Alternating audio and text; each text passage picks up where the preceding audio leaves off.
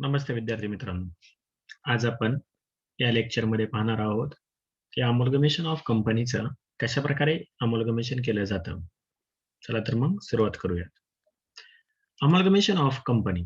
अमोलगमेशन म्हणजे काय? की जेव्हा 2 कंपन्या एकत्र येतात, 2 किंवा त्यापेक्षा जास्त कंपन्या एकत्र येऊन त्यांचा बिझनेस करतात. त्याला आपण अमोलगमेशन म्हणू शकतो. त्याच्या आधी आपण अमोलगमेशनची एक व्याख्या पाहू. पहा इथे आपल्याला दाखवलेलं आहे, की 3 लोकं एका रस्त्याने चाललेले आहेत आणि नंतर 3 लोकांचा एकच रस्ता झालेला आहे. सेम तसंच कंपनीच्या पण बाबतीमध्ये तसंच घडतं, की एक कंपनी, दुसरी कंपनी किंवा 2 पेक्षा जास्त कंपन्या अशा ह्या एकत्र येतात आणि नंतर एकच कंपनी म्हणून रन करतात. त्याच्या आधी आपण कंपनी म्हणजे अमलगमेशन म्हणजे काय ते पाहू. When two or more existing companies go into a liquidation and new company is formed to take over their business, it is known as amalgamation.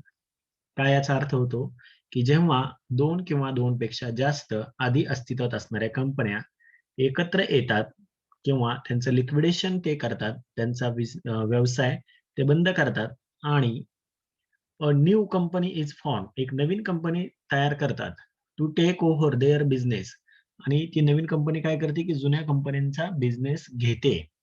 It is known as amalgamation. त्यालाच काय म्हटलं जातं? अमोल्गमेशन असं म्हटलं जातं.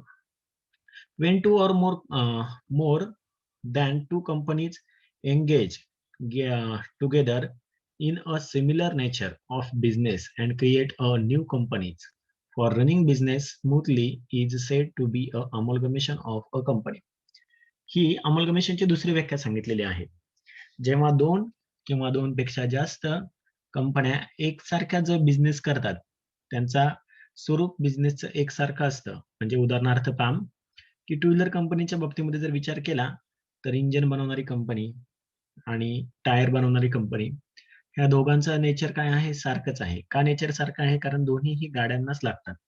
म्हणून त्या 2 कंपन्या एकत्र येऊ शकतात आणि ते काय करू शकतात, एक नवीन कंपनी चालू करतात आणि त्याला आपण काय म्हणू शकतो? अमलगमेशन असं म्हणू शकतो.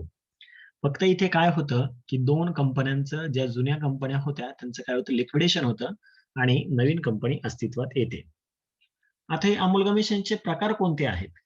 तर त्यातला पहिला प्रकार आहे amalgamation in nature of merger आणि दुसरा आहे amalgamation in nature of purchase. हे 2 प्रकार अमोल्गमेशनचे पडतात. आता आपण पाहू, की अमोल्गमेशनची टर्म अंडर अकाउंटिंग स्टँडर्ड 14 मध्ये काय सांगितलेलं आहे? तर त्यामध्ये सांगितलेलं आहे, amalgamation it means an amalgamation pursuant to the provision of companies act 1956. Transferor company म्हणजे काय? तर it means the company which is amalgamated into another company. Transferor company म्हणजे की जी कंपनी आधी अस्तित्वात होते आणि त्यांनी त्यांचा बिझनेस हा दुसऱ्या कंपनीला ट्रान्सफर केलेला आहे. म्हणजे दुसऱ्या कंपनीला ती कंपनी विकलेली आहे आणि पहिली कंपनी बंद झाली आणि त्यांनी दुसऱ्या कंपनीला बिझनेस त्यांचा विकला. विकणारी कंपनी जो बिझनेस विकते त्याला आपण ट्रान्सफरर कंपनी म्हणणार. तर ट्रान्सफरी कंपनी म्हणजे काय? It means the company into which the transferor company is amalgamated. Transferee company म्हणजे की ज्या कंपनीला बिझनेस दिला आहे किंवा ज्या कंपनीने बिझनेस घेतलेला आहे, अशा कंपनीला आपण काय म्हणणार? ट्रान्सफरी कंपनी म्हणणार. कन्सिडरेशन आता हा जे काही नेचर होतं, हे जे आपण जे पाहतोय, की एक कंपनी आधी आधी अस्तित्वात होणाऱ्या ज्या कंपन्या होतात, त्या लिक्विडेट होतात आणि दुसरी कंपनी त्यांचा बिझनेस घेते. हे आपण म्हणतोय, पण हे जेव्हा करत असताना काही ना काहीतरी कन्सिडरेशन देणं गरजेचं आहे. कारण पहिली कंपनी बंद पडणार, म्हणजे ती कंपनी त्यांचा बिझनेस विकणार दुसऱ्या कंपनीला. दुसऱ्या कंपनीला विकणार म्हणजे त्या कंपनीला काही ना काहीतरी मिळत असणार. त्यालाच आपण काय म्हणतो? कन्सिडरेशन म्हणतो. आणि कन्सिडरेशन म्हणजे काय? It means the aggregate of the share and other securities issued and the payment made in the form of cash or other asset by transferee company to the shareholder of the transferor company. Consideration म्हणजे काय? की एक अशी aggregate अशी value असते, की ज्यामध्ये shares आणि बाकीच्या ज्या काही अदर सिक्युरिटीज म्हणजे डिबेंचर्स असतील, प्रेफरन्स शेअर्स असतील किंवा आणखीन काही सिक्युरिटीज असू शकतात. ते इश्यू केल्या जातात अँड पेमेंट ते विकलं जातं आणि त्याचं पेमेंट म्हणून ते दुसऱ्या जे कंपनीचे बिझनेस विकत घेतलेला आहे त्या कंपनीला ते दिलं जातं. त्या कोणत्या फॉर्ममध्ये दिलं जाऊ शकतं कन्सिडरेशन एकतर ते कॅशमध्ये दिलं जाऊ शकतं किंवा ॲसेटच्या स्वरूपात दिलं जाऊ शकतं किंवा शेअर होल्डर किंवा इतर प्रकारच्या फॉर्मॅटमध्ये किंवा फॉर्ममध्ये हे दिलं जाऊ शकतं. एडव्हांटेजेस अँड डिसएडव्हांटेजेस ऑफ अमल्गमेशन. सगळ्यात पहिल्यांदा आपण एडव्हांटेजेस पाहू आणि डिसएडव्हांटेजेस पण सुद्धा पाहू. एडव्हांटेजेस काय काय आहे अमल्गमेशन जर झालं तर त्याचे फायदे काय होतात? तर amount of capital can be increase by combining business. जेव्हा दोन कंपनी एकत्र येतील त्यावेळेस साहजिकच आहे पहिल्या कंपनी दुसऱ्या कंपनीचं कॅपिटल हे एकत्र होईल आणि मोठी कंपनी अस्तित्वात येते म्हणजे त्यांचं कॅपिटल हे वाढू शकतं. Establishment and management can be reduce. त्याचं मॅनेजमेंट आहे ते रिड्यूस होऊ शकतं कारण दोन कंपन्यांचं दोन वेगवेगळ्या प्रकारे मॅनेजमेंट चालू शकतं. ते एकत्र आल्यामुळे एकाच प्रकारचं मॅनेजमेंट होऊ शकतं. व्यवस्थापन एकदम व्यवस्थित होऊ शकतं. Benefit of large scale production can be secured. पहा, एक कंपनी आधी एकाच वस्तूचं प्रोडक्शन करत होती, दुसरी कंपनी दुसऱ्या वस्तूचं प्रोडक्शन करत होती. पण त्या दोन्ही कंपन्या एकत्र आल्यामुळे काय होणार आहे, जास्त प्रोडक्शन होऊ शकतं आणि ज्या काही मोठ्या संस्था असतात किंवा मोठ्या कंपन्या असतात, त्याचे फायदे हे आपल्याला त्या अमलगमेशन मधनं मिळू शकतात. Monopoly in the market can be achieved. बघा, हा खूप महत्वाचा मुद्दा आहे. मोनोपॉली आधी काय असतील, की ही एक कंपनी, ती कंपनी दोघांमध्ये कॉम्पिटिशन हो असेल. पण आता जर त्या 2 कंपन्या जर एकत्र आल्या, तर त्यांचंच वर्चस्व राहू शकतं. म्हणजे मोनोपॉली निर्माण होऊ शकते. एक्सपान्शन त्यांचं बिझनेसचं एक्सपान्शन होऊ शकतं. आधी एकाच प्रकारचा बिझनेस करत होत्या. आता त्या 2 कंपन्या एकत्र आल्यामुळे त्यांचा बिझनेस हा 2 प्रकारचा चालू शकतो. Increase in efficiency. इफिशियन्सी वाढू शकते. 2 कंपन्या एकत्र आल्या म्हणजे साहजिकच आहे त्यांची इफिशियन्सी वाढणार. ते चांगल्या प्रकारे काम करणार. अव्हॉइडिंग कॉम्पिटिशन. जसं मी आधी सांगितल्याप्रमाणे आधी कंपन्या काय करू शकतात एकमेकांबरोबर कॉम्पिटिशन करत होत्या, पण त्या आता एकत्र आल्या, तर त्यांचं कॉम्पिटिशन बंद होणार आहे. कारण का त्या कंपन्या एकत्र आलेल्या आहेत. त्यांचं एकमेकांबरोबर कॉम्पिटिशन होणारच नाही. एकच कंपनी अस्तित्वात असेल आणि ती कंपनी रन करेल म्हणजे त्यांचं कॉम्पिटिशन हे होऊ शकत नाही, स्पर्धा होऊ शकत नाही. आता डिसएडव्हांटेजेस सुद्धा आहेत. Goodwill of the old company decrease. पहा आता इथे. जुन्या कंपनीचं गुडविल हे कमी होऊ शकतं. आधी ज्या काही कंपनींनी आपलं अस्तित्व टिकवलेलं आहे, गुडविल टिकवलेलं आहे, ते कंपनीचं अस्तित्व ज्यावेळेस आपण अमलगमेशन करतो, त्यावेळेस जुन्या कंपन्यांचं अस्तित्व मिटतं, संपतं. म्हणजे त्यांचं गुडविल हे संपतं. नवीन कंपनीला परत नवीन गुडविल तयार करावं लागतं. Management of company become difficult. का डिफिकल्ट होऊ शकतं? तर कारण 2 कंपन्या एकत्र येणार आहे.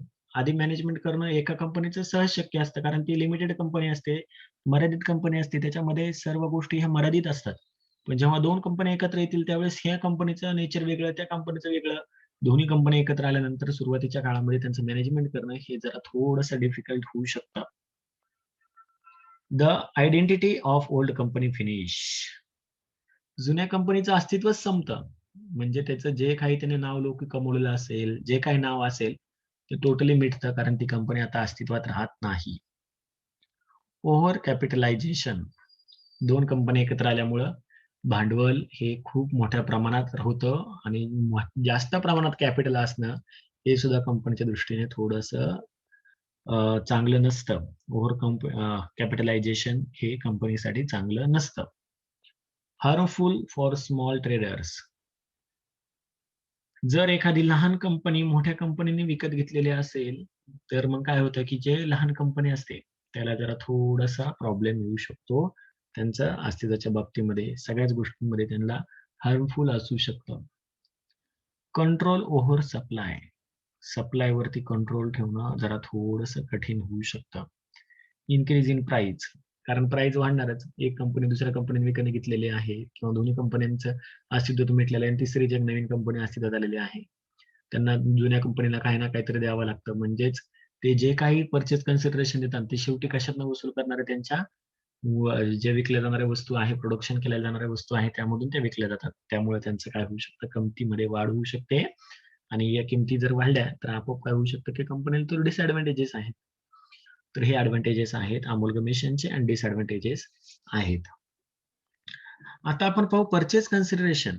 The consideration for the amalgamation receivable by those equity shareholders of the transferee company who's agreed to become the equity shareholder of the transferee company expect that they may be paid in respect of any fractional share.